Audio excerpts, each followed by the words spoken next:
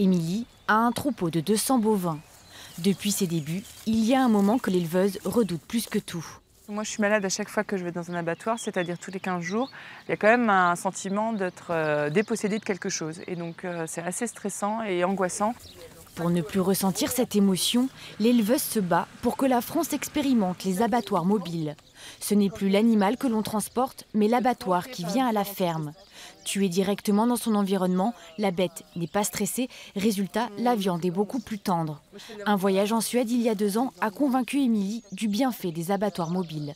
Quand je suis arrivée en Suède, j'étais un peu stressée.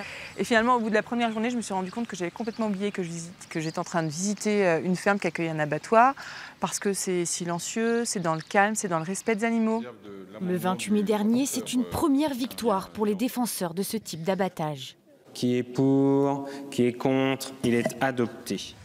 L'expérimentation d'abattoirs mobiles va donc être mise en place pendant 4 ans. Ce projet favorisera le déploiement des circuits courts. Cet abattoir de proximité, situé dans le Morvan, s'est senti concerné. Il a déjà proposé son aide. On va leur servir de partenaire dans le sens où ils vont faire l'abattage en ferme. Et une fois que la bête sera descendue à 7 degrés, nous on pourra la récupérer ici pour la conserver et la faire maturer et la découper selon leurs besoins. Émilie et d'autres éleveurs vont bientôt rencontrer les sénateurs. Objectif, les convaincre de l'utilité d'un camion abattage pour le bien-être des animaux.